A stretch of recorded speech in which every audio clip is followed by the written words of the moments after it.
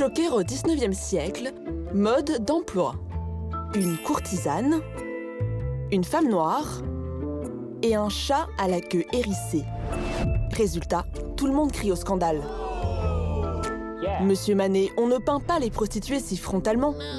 Et ce chat, que représente-t-il si ce n'est une ode à la sexualité? Forcément, dans cette ébullition érotique, cette femme en arrière-plan passe inaperçue. On peut observer que la figure noire apparaît sous les traits d'une servante. Et la figure noire, la femme servante ou l'homme serviteur, c'est quelque chose qui renvoie à des schémas très anciens dans la peinture, de l'Ancien Régime notamment, où finalement le serviteur ou la servante noire sert de faire valoir à son maître ou sa maîtresse blanche, habituellement une aristocrate ou un aristocrate. Avec Manet, c'est la révolution picturale.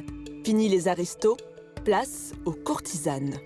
Elles attisent tous les commentaires et personne ne prête attention à cette servante noire en arrière-plan. Elle apparaît surtout dans des caricatures qui la représentent pas du tout comme Manet lui-même avait peint l'or, c'est-à-dire avec beaucoup de dignité. Dans certaines caricatures, ces traits africains sont grossièrement représentée avec des grosses lèvres, un grand sourire, et puis elle est assimilée à un personnage de femme sauvage ou hypersensuelle. Le XXIe siècle lui rend justice. On connaît enfin son identité. Désormais, appelez-la Laure. Nous savons à la fois beaucoup de choses. Nous connaissons son prénom, nous connaissons son adresse, nous savons qu'elle est gravitée dans des milieux artistiques, puisqu'elle a probablement été peinte par différents artistes, mais nous ne savons pas quelle était sa profession, même si on peut supposer par exemple qu'elle a pu être nourrice. C'est en fouillant dans un carnet de Manet que l'on retrouve son nom pour la première fois. À travers cette figure de Laure, même si nous n'en savons pas plus sur son parcours personnel, nous pouvons imaginer qu'elle était totalement inscrite dans le Paris de son époque et qu'elle appartenait donc à ce milieu, à cette classe ouvrière populaire. Un siècle avant les Claudia, Naomi, Cindy, Laure fait figure de top modèle noir pour les peintres parisiens.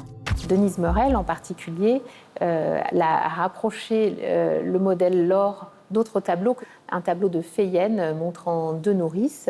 Et Laure pourrait aussi apparaître dans un tableau de Manet montrant des nourrices aux Tuileries. Laure, la courtisane et le chat noir, une trinité qui choque son époque. Pourtant, son influence est immense. Basile peint un hommage direct à Olympia avec le bain, qui vraiment s'inspire de Manet, qu'il admirait beaucoup, qui était vraiment son maître spirituel. Cézanne, très peu de temps après, en 1874, peint une moderne Olympia, qui est directement un commentaire du tableau de Manet. Depuis, rien n'arrête l'Olympia Mania. En 1891, Paul Gauguin la copie. Un siècle plus tard, c'est au tour de Larry Rivers et Aimé M. Pan. Eux inversent les rôles des protagonistes de l'Olympia. Une manière de dire qu'il était temps de mettre en lumière le modèle noir.